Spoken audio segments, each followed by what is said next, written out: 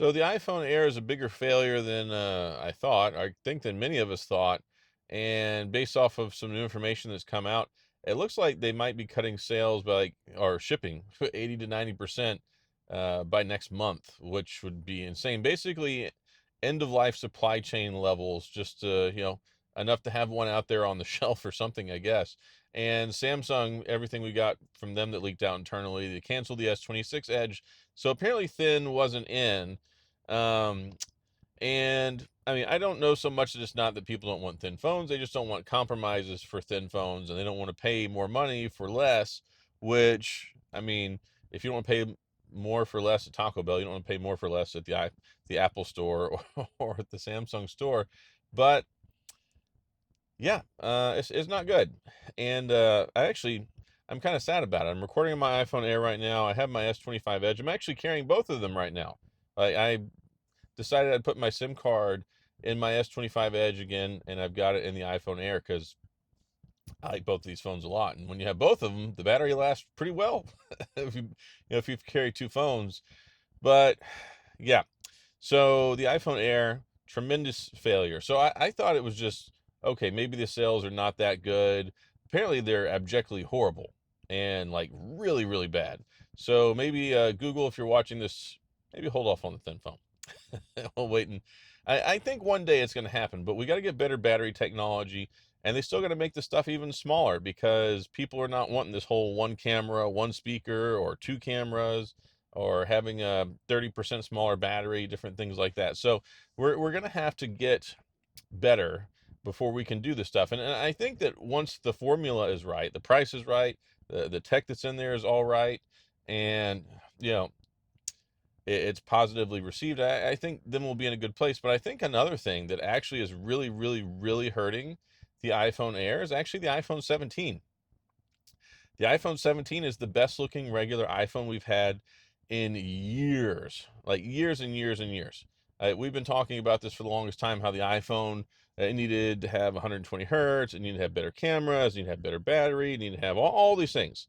And it's like Apple finally listened to everyone and like, okay, we got the wish list. We heard what people are saying and we put it in there. So even got more storage. I mean, they're the first ones with baseline 256 storage, even in their regular phones. So I think that that's another thing that's hurting them. And the Plus, not too inspiring. And I think it's probably fine if they bring the Air back in like a year or 2 years or something like that. These aren't every year phones. These are phones that serve a purpose, that there's maybe a handful of people out there. I mean, yeah, you sell a million, 2 million. I mean, it's not the end of the world. Maybe it'll cover production costs, but it doesn't look good on paper, right? If Apple sells 90 million phones this year and only 2 million of them are the iPhone Air, then not so good. So there is that stuff. But yeah, it's one of those things where the iPhone 17 is just so stinking good. And I've talked to so many people and they're like, wow, this phone is so good. It's so good. They did so much stuff right with it. They kept the price the same. And it's weird, even me making another Apple related video, but it's truth. It's a good phone. I think the iPhone 17 is a better value than the S25. I think the iPhone 17 is probably better than the Pixel 10. And the Pixel 10 is good. And I mean, when you can get it on sale, that's one of the things that I like about the Pixel. I hated that they brought the prices up, but they finally learned how to do sales.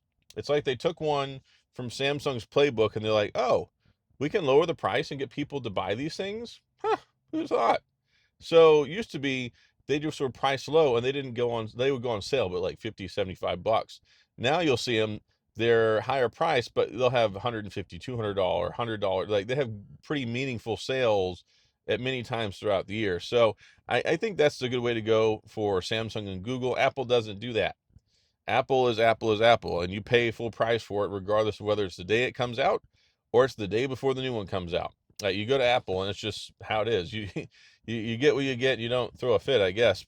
But yeah, the iPhone 17 is a tremendously good phone, and I think that's hurting the iPhone Air. I mean, if you go look, iPhone 17, insanely good, great value, two cameras, two speakers, better battery, like all those great things, and $200 cheaper. It's kind of hard to justify getting an iPhone Air. And Samsung just has so many models. And I think that's even becoming a problem with Apple. There's just so many models. I think Apple does a good job when they have the normal phone, the Pro and the Pro Max, and a budget. But when you throw in the extra one, like the iPhone Air or the iPhone Plus or the iPhone Mini, they don't seem to sell well. Like people just don't buy into them. And then Samsung has the S25, the S25 Plus, S25 Ultra, S25 Edge, S25 FE. Like there's 5 different S25 phones and they release them at different times throughout the year. And then you got the Z Flip 7, you got the Z Fold 7, you got the A series, like A10 series, A3 series, A5, like they have so many stinking phones. So it's hard, I think, maybe to predict exactly which ones are going to perform better than the other ones. But I do think there is something to that where it's like Samsung has too many phones and Apple can't seem to get a fourth model sold, right? It's just weird. And if they were released one every couple of years, like whenever the SE 2020 came out, a lot of people didn't want to shift over to the iPhone 10. They wanted to keep their button. They wanted to keep that 4.7-inch screen. They wanted to keep that traditional form factor.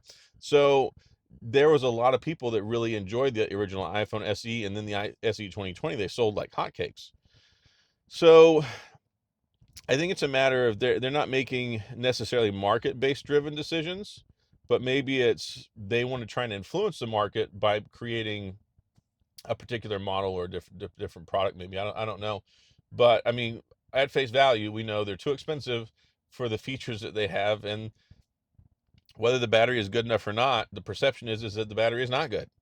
So perception and reality, perception often drives reality because that's what people see, that's what people think, that's what people expect, and they look at it and like, hey, if the people are telling me this is not good and I shouldn't buy it, then I'm not going to buy it. It doesn't have battery. Why do I want to buy $1,000 phone with one camera when I can get one for $799 with two?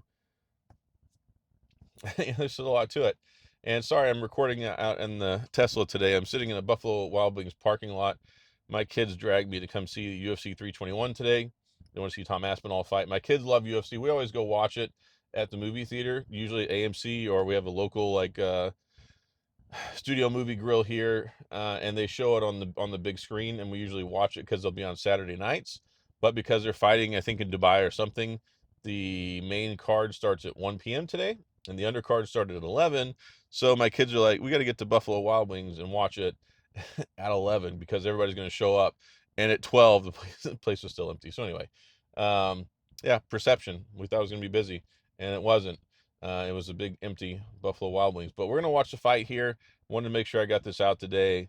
I was just thinking about this last night. And I'm like, you know what? I want to talk about this because I don't think entirely the iPhone Air is a failure just because of the fact that it exists, just because of perception. I think also the iPhone 17 is eating its lunch. I think the iPhone 17 is just such a ridiculously good offer and value for pretty much anybody that wants to buy one. So yeah, it makes sense. It's a no-brainer. So that's all I got. Any questions, comments, gripes, concerns, complaints, all that stuff, please, of course, go to the comment section. I'll do my best to get back with you. If you enjoyed the video, please hit the like and the subscribe button and the little notification bell if you want updates when new videos come out. This is I'm recording on the selfie camera with the iPhone Air on my Shure Move mic,